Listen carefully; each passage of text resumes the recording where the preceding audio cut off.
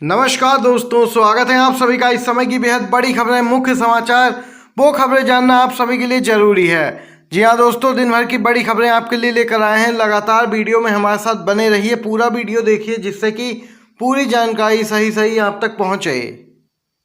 वहीं दोस्तों, अगर आप भी कांग्रेस नेता राहुल गांधी के समर्थन में खड़े हैं तो वीडियो को लाइक कीजिएगा और कमेंट बॉक्स में कमेंट करके जरूर लिखिएगा जय हिंद जय भारत। पहली बड़ी खबर दोस्तों जान लेते हैं। कांग्रेस पार्टी में प्रियंका गांधी को मिलने वाली है अहम जिम्मेदारी, तैयारियां हो गई हैं पूरी। प्रियंका गांधी को कांग्रेस में महत्वपूर्ण पद देने की मांग एक बार फिर से जोर पकड़ रही है। उनके करीबी उन्हें पार्टी में उपाध्यक्ष बनाने की मांग कर रहे हैं। वहीं एक धड़े से प्रियंका गांधी को 2024 के लोकसभा चुनाव के लिए पार्टी की तरफ से प्रधानमंत्री पद का उम्मीदवार भी बनाने की मांग उठ रही है।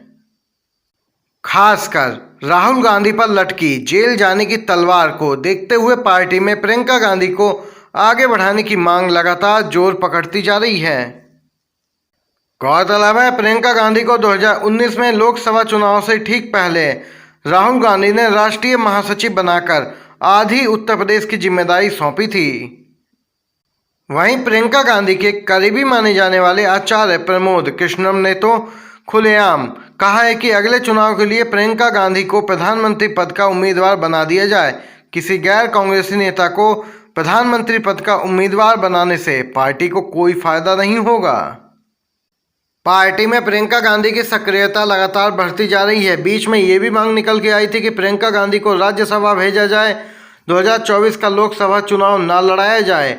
हिमाचल प्रदेश से इनके राज्यसभा भेजे जाने की प्रबल संभावना है। दोस्तों, ये इस समय की बड़ी खबर निकल के आई है।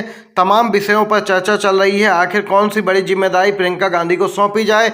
जल्द ही ये बड़ी अपडेट भी सामने निकल के आएगी। इसी के साथ एक और खबर जान लेते हैं।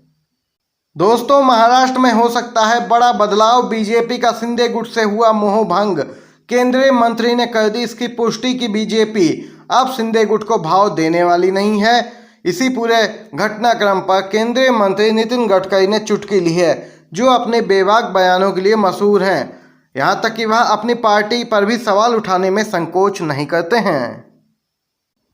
नितिन गडकरी ने महाराष्ट्र के हालिया घटनाक्रम पर चुटकी लेते हुए बिना नाम लिए कहें तो दोस्तों शिंदे गुट पर ही यहां पर निशाना साधा। उन्होंने कहा कि मंत्री बनने के लिए विधायकों के सिले हुए सूटों का अब क्या होगा। महाराष्ट्र में हाल ही में हुए नए सियासी ड्रामे के पर केंद्रीय मंत्री नितिन गडकरी ने चुटकी ली। दोस्तों, शिंदे गुट के साथ बगावत करके आए विधायक मंत्री बनने की लाइन में लगे थे, लेकिन अजीत पवार की एंट्री और एनसीपी के 8 विधायकों को मंत्री बनाए जाने से उनके मंत्री बनने के चांस कम हो गए हैं। अब मजाकिया लहजे में नितिन गडकरी ने कहा कि जो लोग मंत्री बनने के इच्छुक थे वे अब नाखुश हैं, क्योंकि अब भीड़ बढ़ गई है। उन्होंने हंसते हुए कहा कि मंत्री बनने का सपना देख रहे विधायक यह नहीं जानते हैं कि उनके सिले हुए सूट का अब क्या होगा। गडकरी ने आगे कहा कि जो लोग मंत्री बनने वाले थे वे अब नाखुश हैं और सोच रहे हैं कि क्या उनकी बारी भी कभी आएगी। इतनी भीड़ हो गई है। वे विधायक सूट सिलवाकर शपथ ग्रहण समारोह के लिए तैयार थे, लेकिन अब उनके द्वारा सिलवाए हुए सूटों का क्या होगा। ये बड़ी बात कही है केंद्रीय मंत्री नितिन गडकरी ने। इसी के साथ एक और खबर की तरफ चलते हैं दोस्तों, यूपी में बीजेपी को लगने वाला है बड़ा झटका। बीजेपी की राह हो जाएगी और भी मुश्किल। जी हां दोस्तों, बीजेपी का एक बड़ा अभियान यूपी में असफल हो गया है। बीजेपी में हताशा निराशा है। यूपी में बीजेपी का महासंपर्क अभियान असफल, जिससे बीजेपी राष्ट्रीय अध्यक्ष जेपी नड्डा नाखुश। खतरे में पड़ा है कई सांसदों का टिकट।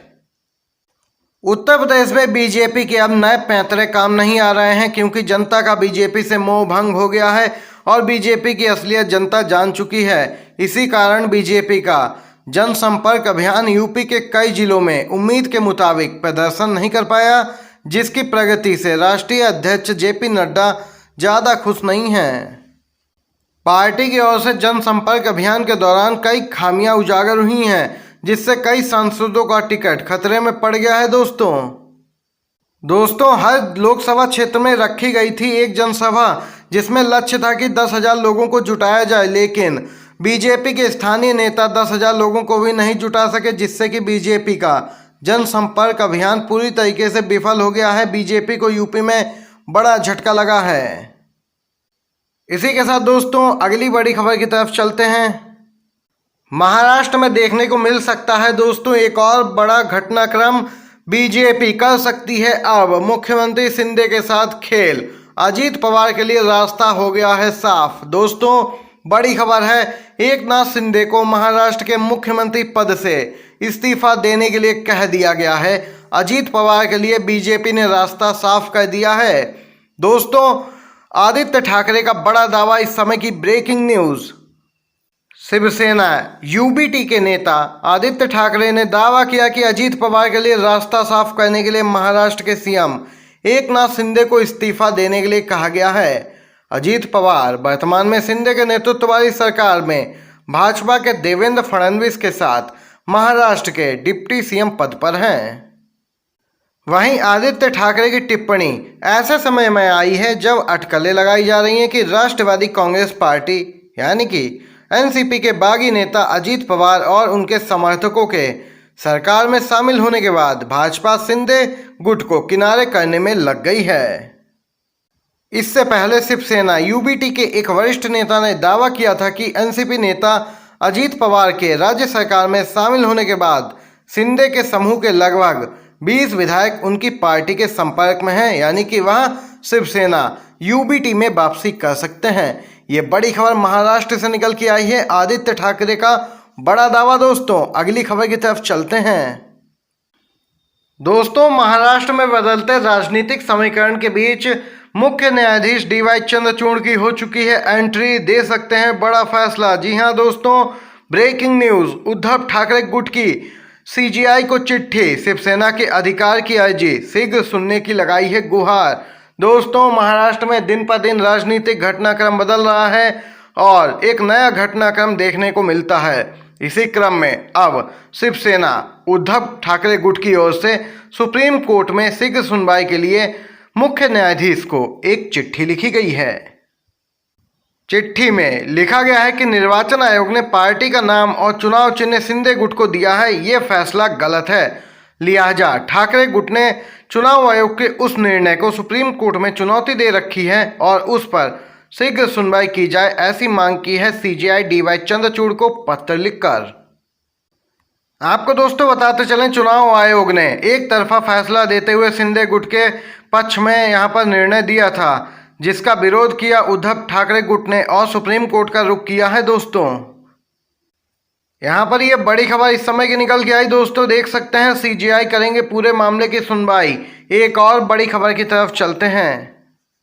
महाराष्ट्र की राजनीति में लगातार बदलते घटनाक्रम पर अब एनसीपी चीफ शरद पवार ने बड़ा बयान दिया है और बीजेपी बैकफुट पर आ गई। दोस्तों देश के 80% हिस्से में बीजेपी का कोई अस्तित्व नहीं है। 2024 को लेकर हताशा में तोड़ रही है विपक्षी दल।